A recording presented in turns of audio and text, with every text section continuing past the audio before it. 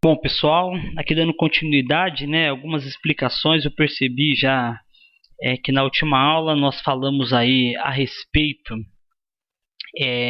de vetores, vimos o que significam grandezas escalares e grandezas vetoriais e nós começamos aí a trabalhar com sistemas de força. Então, o primeiro exemplo, né, que tinha feito lá na sala, vamos ficar até na dúvida, né?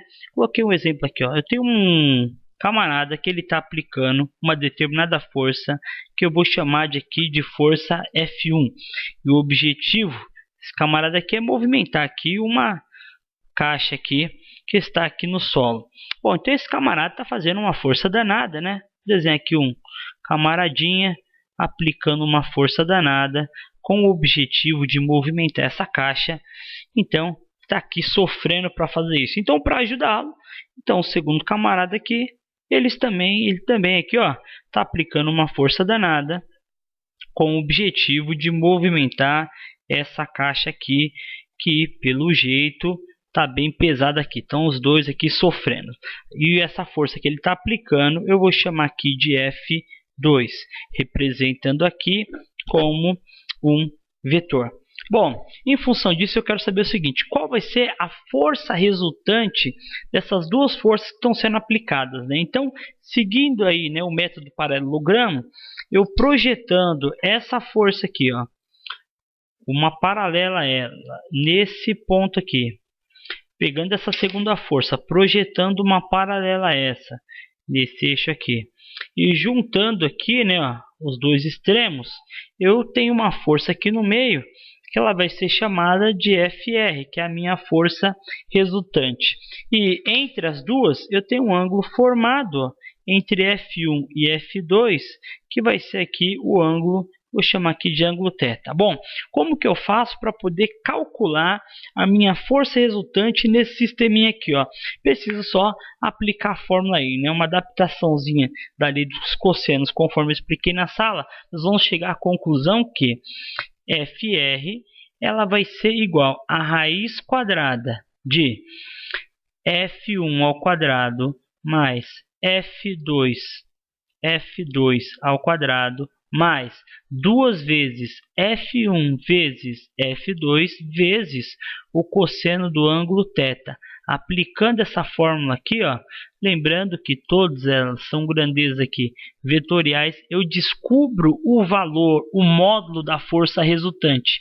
Então, aplicando a fórmula com uma certa tranquilidade. Vamos atribuir um valor aqui, né? Vamos colocar aqui que esse camarada aqui está fazendo uma força aqui de 600 newtons.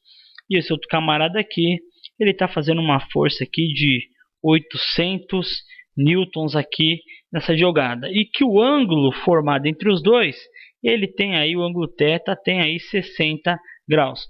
Bom, vamos descobrir qual que é a força resultante. Então, eu tenho aqui que FR, ela vai ser igual a raiz quadrada de, vamos lá, F1, eu tenho 800 ao quadrado, mais 600 ao quadrado, mais 2 vezes 800 vezes 600 vezes o cosseno de 60. Logo, FR vai ser igual, para resolver aqui, ó, posso aproveitar a calculadora científica aqui, vamos calcular tudo de uma vez só. Tudo bem, como nós vamos fazer isso aqui, ó?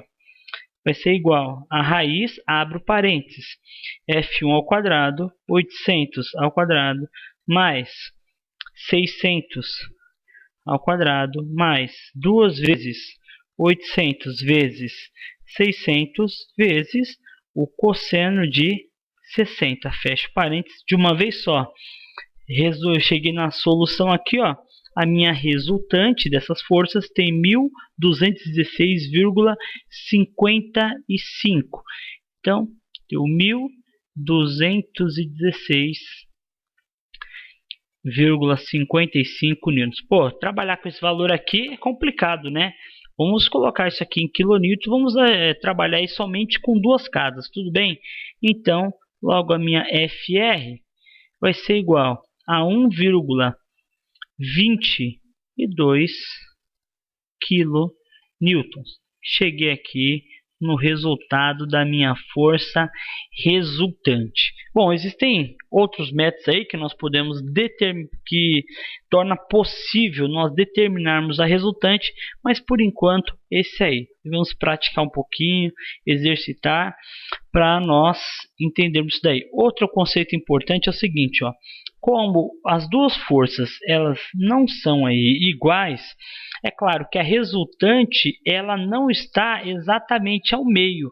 Para determinarmos aí a direção da resultante, vai ser preciso aí nós aplicarmos também uma fórmula interessante para que essa resultante, essa direção, esse ângulo formado aí entre uma das forças e a resultante, ele se torne possível.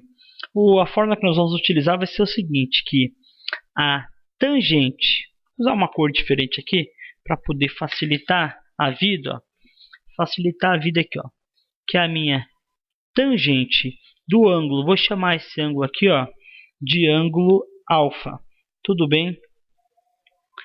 A tangente de alfa ela vai ser igual a força 1, que é essa que está aqui em cima, ó, F1, vezes, eu vou colocar aqui o seno do ângulo θ, que é o ângulo formado entre as duas, vezes o seno de θ, dividido aqui por F2, que é essa força aqui de baixo, ó, F2, vezes mais F1, vezes o cosseno do ângulo θ.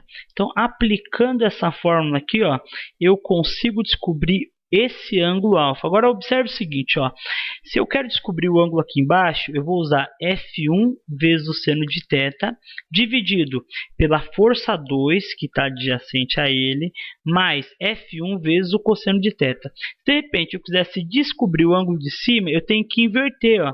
Eu teria o que para descobrir o ângulo de cima? Eu teria aqui F2 vezes o seno de θ, dividido por F1 mais F2 vezes o cosseno de θ. Essa é a forma aí que nós temos para descobrirmos isso daí. Vamos atribuir valor e vamos calcular. Logo a minha tangente do ângulo alfa vai ser igual. Qual que é o valor de F1? Eu tenho aqui, ó, 800 newtons, vezes, qual que é o seno? Aqui, ó, seno de 60, dividido, qual que é a força F2? A força F2 tem 600, mais a força F1, eu tenho 800 vezes o cosseno de 60. Logo, a minha tangente de alfa vai ser igual. Então, vamos calcular isso aqui, ó. Vamos usar a calculadora agora para um pequeno auxílio, né? Eu tenho aqui, ó, 800 vezes o meu seno de 60 dividido, abro parênteses aqui, ó, por 600 mais 800 vezes o meu cosseno de 60. Então, aplicando isso aqui vai ser igual a 0,069, a tangente do ângulo, 0,69. Detalhe, como minha calculadora está arredondando, eu tenho mais casas para cá, né? Logo, o meu alfa vai ser igual a quanto? É só fazer arco tangente, segunda função. Tangente, eu tenho aqui, ó, 34,72 graus é o ângulo alfa. Percebam ó, que ele não está no centro, né? Tem 34 aqui, 34,72. Essa abertura é um pouco maior, então o ângulo aqui ele é um pouco menor. A força ela sempre vai estar um pouco mais próxima, da maior força. Quanto maior a diferença, mais próxima a resultante ela se encontra aqui dessa força. Então percebo que dessa forma foi possível para nós aí calcularmos aí a angulação. Tem outras formas de nós calcularmos essa angulação também.